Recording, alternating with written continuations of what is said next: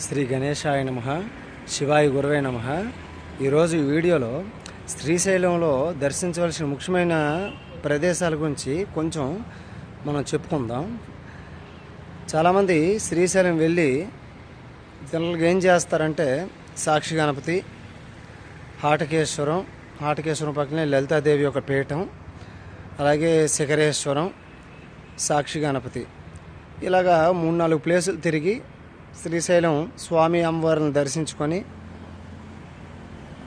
అక్కడ నుంచి వెనక్కి వచ్చేస్తారు. కానీ చాలా వరకు మిస్ అవుతున్న విషయాలు చాలా ఉన్నాయండి. అకార్డింగ్ టు పెద్దలు చాగంటి వారు, గరికపాటి వారు, సామవేదం వారు, వద్దిపతి వారు శ్రీశైల మహాత్మ్యంలో చెప్పిన ప్రకారం, నేను తెలుసుకున్న ప్రకారం చెప్పే ప్రయత్నం చేస్తాను. తప్పులు ఉంటే క్షమించండి. మీకు తెలిసిన విషయం ఏమైనా ఉంటే తెలియజేయండి. ఇందులో ఫస్ట్ ఆఫ్ ఆల్ శ్రీశైలం వెళ్ళాక చాగంటి వారు ఏం చెప్పారంటే ధూళి దర్శనం అనే మాట చెప్పారండి. ధూళి దర్శనం అంటే యాజ్గా ట్రైన్లో ఏ బట్టలతోనే ఉన్నామో, ట్రైన్లో ఏ పరిస్థితుల్లో అయితే ఉన్నామో సేమ్ అదే విధంగా మనం స్వామి అమ్మవారి దర్శనానికి వెళ్ళిపోవడం. అంటే ఇప్పుడు ఎలాగైతే దూరదేశంలో ఉన్న కొడుకు లేదా కూతురు అలాగ ట్రైన్ దిగి వస్తే తల్లిదండ్రులు స్నానం చేయకపోయినా దగ్గరికి తీసుకుంటారో, అదేవిధంగా జగన్మాతా పితరులు, మనకు నిజమైన తల్లిదండ్రులైన పార్వతీ పరమేశ్వరులు మనం ట్రైన్లో స్నానం చేయకుండా అక్కడ ట్రైన్లో దొరికిన నానా రకాల పదార్థాలు తిని వచ్చినా డైరెక్ట్గా అలా వెళ్తే ఆ ఈశ్వరుడు సంతోషిస్తాడు. దాన్ని ధూళి దర్శనం అంటారు. తర్వాత మీరు సత్రంకో మీ రూమ్కో వచ్చి ప్రశాంతంగా స్నానం అది చేసి అప్పుడు మళ్ళీ దర్శనానికి వెళ్ళొచ్చు. నేనైతే ఏం చేశానంటే ధూళి దర్శనం చేసిన తర్వాత ఫ్రెష్ అప్ అయి ముందు 4 ప్రదేశాలు ఉంటాయి కదా, సాక్షి గణపతి, శిఖరేశ్వరం, హాటకేశ్వరం, లలితాదేవి గుడి, ఇలాగా వీటిని చూశాను. మళ్ళీ సాయంత్రం మరోసారి దర్శనానికి వెళ్ళడం జరిగింది. ఇక దర్శనం విషయానికి వస్తే చాలామంది వెళ్ళేసరికి మనకి ముందు కనిపించే శ్రీకృష్ణదేవరాయల గోపురం అవన్నీ లోపలికి వెళ్ళిన తర్వాత రత్నగర్భ గణపతి గుడి అనేది ఒకటి కనిపిస్తుంది. కుడివైపు స్వామివారి కుడివైపు ఉంటాడు. శ్రీశైలం యొక్క శివలింగం చిన్నది కనిపిస్తుంది. శ్రీశైల శివలింగ దర్శనం అయిన తర్వాత బయటకు వస్తే మనకు అక్కడ ఏం కనిపిస్తుంది అంటే భద్రకాళి సమేతుడైన వీరభద్ర స్వామి బంగారపు రంగులో కనిపిస్తాడు. కొంచెం మనం దృష్టి పెట్టి చూస్తే అక్కడ నుంచి మనం తిరిగి తిన్నగా వస్తే జ్వాలా వీరభద్ర స్వామి, ఇది అందరూ చూస్తారు. మరి కొంచెం ఎడంవైపు ఖాళీ ప్రదేశానికి వెళ్తే పంచపాండవులు ప్రతిష్ఠించిన శివలింగాలు, దాంతోపాటు బంగారపు రంగులో దేవాలయ గోపురం శిఖరం కనిపిస్తుంది. అంటే అది మస్ట్గా చూసి తీరాల్సింది. ఇంకిక్కడ ఇంకో విషయం, పంచపాండవులు ప్రతిష్ఠించిన శివలింగాలు ధర్మరాజు, భీముడు, అర్జునుడు, నకులుడు, సహదేవుడు.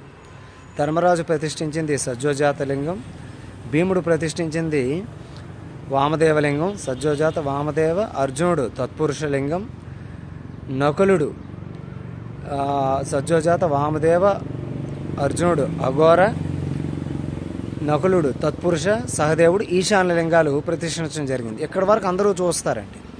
అక్కడ నుంచి చూశాక కొంచెం ముందుకు వెళ్తే ఒక అర్చక స్వామి మనకి శటకోపం పెడతారు, ఆశీర్వదిస్తారు. అక్కడ నుంచి డైరెక్ట్గా అమ్మవారి గుడికి వెళ్ళిపోతారు చాలామంది. అమ్మవారి గుడికి వెళ్ళామంటే మనం దేవాలయం నుంచి ఒకే ఒక మిగిలింది, బయటికి రావడమే అమ్మవారి దర్శనం తర్వాత. అలా కాకుండా అమ్మవారి గుడికి వెళ్ళడానికి కొంచెం ముందు కుడివైపు ఒక దారి ఉంటుందండి. ఆ దారి కనుక ముందుకి కుడివైపుకి వెళ్తే మన దేవాలయంలో ఉన్న మిగతా దేవీ దేవతలు, ఋషులు, శివభక్తుల యొక్క దేవాలయాలు చూడొచ్చు. అవి ఎవరో మనుషులు ప్రతిష్ఠించినవి కావు, మహర్షులు ప్రతిష్ఠించినవి, స్వయంగా దేవతలు వెలిసినవి. అందులో త్రిఫల వృక్షం అని ఉంటుంది. ఆ త్రిఫల వృక్షం అంటే రావి, జువ్వి, మద్ది 3 చెట్లు కలిపి త్రిఫల వృక్షం అంటారు. దాని కిందే దత్తాత్రేయ స్వామివారు తపస్సు చేశారు. ఆ వృక్షానికి పక్కనే వృద్ధమల్లికార్జున స్వామివారు ఉంటారు. ఆ వృద్ధమల్లికార్జున స్వామి వీడియో చేశాను, వేరేగా చూడండి. అక్కడికి దగ్గరలోనే శ్రీరాముడు ప్రతిష్ఠించిన సహస్రలింగం అనేది ఒకటి ఉంటుంది.